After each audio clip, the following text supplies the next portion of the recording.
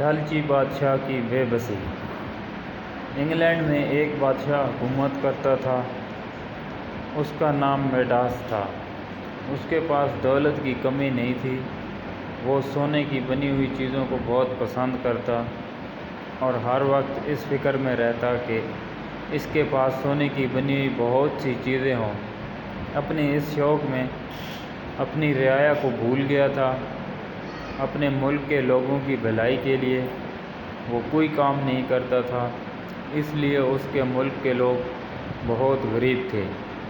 بادشاہ کا وزیر اعظم بادشاہ کو کہتا، عالی جاں، ہمیں اپنے ملک کے غریبوں کی مدد کرنی چاہیے، وہ بہت بری حالت میں ہیں۔ بادشاہ جواب دیتا، تمہیں ان غریبوں کا اتنا خیال کیوں ہے؟ کیا تم یہ چاہتے ہو کہ ہم اپنی دولت ان بھوکے ننگوں میں لٹا دیں اور خود فقیر ہو جائیں؟ نہیں، یہ نہیں ہو سکتا، ہم ان کی کوئی مدد نہیں کر سکتے۔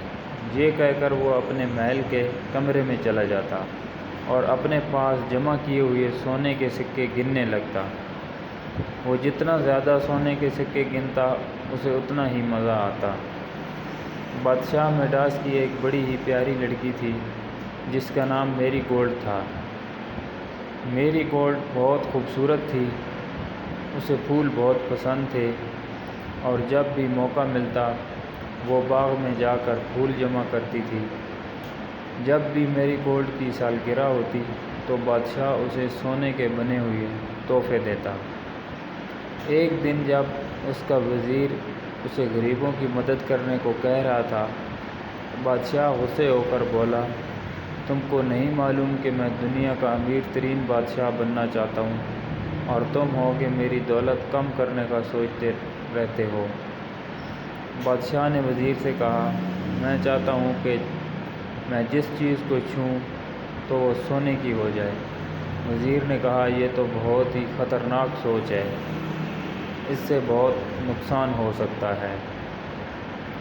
بادشاہ نے کہا، گستاخ، خاموش ہو جاؤ اور تمہارے مشورے کی ضرورت نہیں ہے۔ اسی وقت وہاں سے ایک پری گزر رہی تھی۔ اس نے جب بادشاہ کی خواہش سنی تو اس نے لالچی بادشاہ کو سبق سکھانا چاہا۔ پری بادشاہ کے سامنے آئی اور کہا، میں نے تمہاری خواہش سنی ہے اور اسے پورا کرنا چاہتی ہوں۔ بادشاہ یہ سن کر بہت خوش ہوا۔ پری نے کہا، کل صبح تم کسی چیز کو بھی چھوؤ گے تو وہ سونے کی ہو جائے گی۔ بادشاہ یہ سن کر بہت خوش ہوا۔ اب اسے رات کو نیند ہی نہیں آ رہی تھی کہ جلدی سے صبح ہو اور اس کی خواہش پوری ہو۔ اس نے اپنے آپ سے کہا، میں سب سے امیر بادشاہ بن جاؤں گا، لوگ میری دولت کی مثالیں دیں گے، کتنا اچھا لگے گا جب میرے پاس ہر چیز سونے کی ہوگی۔ صبح بادشاہ بہت جلد نیند سے جاگ گیا۔ اس نے جیسے ہی اپنے کمبل کو چھوا تو کمبل سونے کا ہو گیا۔ بادشاہ بہت خوش ہوا۔ اب اس نے کرسی کو چھوا تو کرسی بھی سونے کی ہو گئی۔ جگ کو چھوا تو وہ بھی سونے کا ہو گیا۔ موم بتی کے اسٹینڈ کو چھوا تو وہ بھی سونے کا ہو گیا۔ اپنے پلنگ کو چھوا تو وہ بھی سونے کا ہو گیا۔ اپنے کمرے کی سب چیزوں کو سونے کا کرنے کے بعد بادشاہ اپنے محل کے باغ میں گیا۔ وہاں اس نے پھولوں کو چھوا تو وہ بھی سونے کے ہو گئے۔ میری گولڈ کے پلے ہوئے ہرن اور خرگوش کو چھوا تو وہ بھی سونے کے ہو گئے۔ ہر چیز کو سونے کا بنا کر بادشاہ خوشی خوشی محل میں واپس آیا۔ جب وہ ناشتہ کرنے میز پر بیٹھا تاکہ ناشتہ کر سکے، میز پر ناشتہ لگ چکا تھا۔ ناشتے میں دنیا کی ہر نعمت موجود تھی۔ بادشاہ نے کھانے کو ہاتھ بڑھایا، اس نے سیب کو اٹھانا چاہا تو وہ سونے کا بن گیا۔ وہ جس چیز مثلاً ڈبل روٹی، دودھ کا گلاس، مکھن، جام وغیرہ کو ہاتھ لگاتا وہ چیزیں سونے کی بن جاتی اور وہ ناشتہ نہ کر سکا۔ کیا کبھی سونے کی چیزیں بھی کھائی جا سکتی ہیں؟ یہ چیزیں تو صرف رکھنے کے لیے ہوتی ہیں، انہیں کھاتا کون ہے جو بادشاہ کھا سکتا۔ صبح جب شہزادی میری گولڈ اپنے محل کے باغ میں پھول توڑنے گئی تو وہاں کا عجیب نظارہ دیکھ کر حیران ہو گئی کہ سارے باغ اور اس کے پالتو جانور مختلف نظر آ رہے تھے۔ وہ بہت اداس ہو گئی۔ اس نے کہا، سب پھولوں کی خوشبو کھو گئی ہے، میرے پالتو جانور بھی حرکت نہیں کر رہے ہیں، یہ ان سب کو کیا ہو گیا؟ میری گولڈ یہ دیکھ کر بہت روئی اور روتے روتے اپنے باپ کے پاس پہنچ گئی اور اس کی ساری بات بتا دی۔ بادشاہ نے کہا، شہزادی مت رو، تمہیں تو خوش ہونا چاہیے کہ اب میں سب سے امیر بادشاہ ہوں۔ یہ سن کر میری گولڈ خوش ہونے کی بجائے اور زیادہ رونے لگی۔ بادشاہ نے اپنی شہزادی کو چپ کرانے کے لیے اسے تھپکی دی تو بادشاہ کا ہاتھ لگتے ہی میری گولڈ سونے کی ہو گئی۔ ایک جیتی جاگتی شہزادی اب ایک سونے کا مجسمہ بن گئی۔ یہ دیکھ کر بادشاہ بہت پریشان ہو گیا۔ اس نے تمام حکیموں کو اپنے دربار میں بلایا تاکہ وہ شہزادی کا علاج کر سکیں، مگر اسے تو کوئی بیماری ہی نہیں تھی۔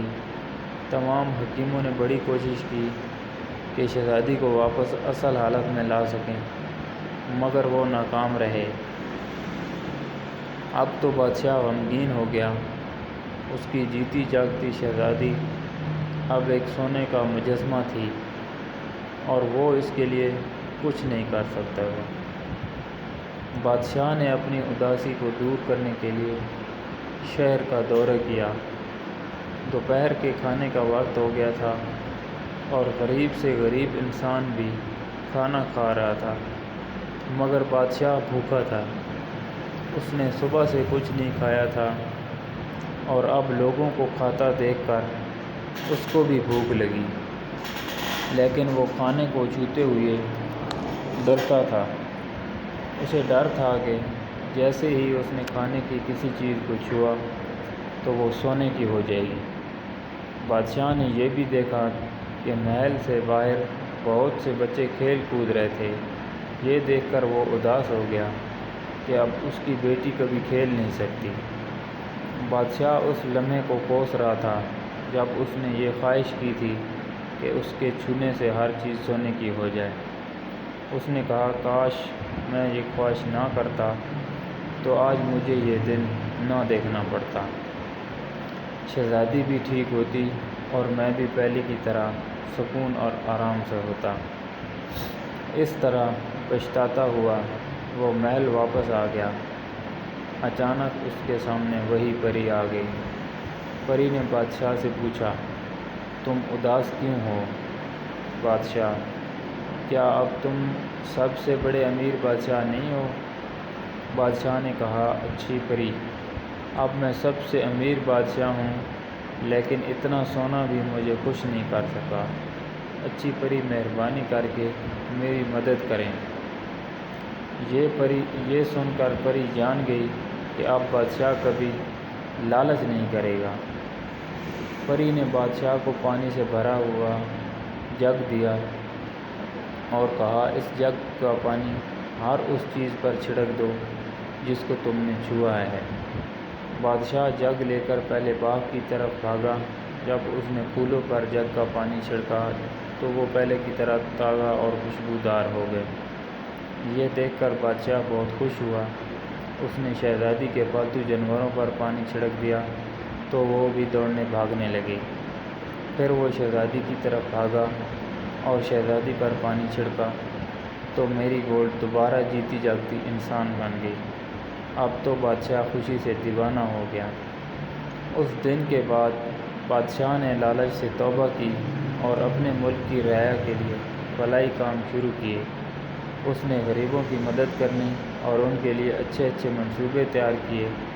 اسے احساس ہو گیا تھا کہ سونا اور دولت ہی انسان کو خوشی نہیں دے سکتے، صرف نیکی انسان کو سچی خوشی دے سکتی ہے۔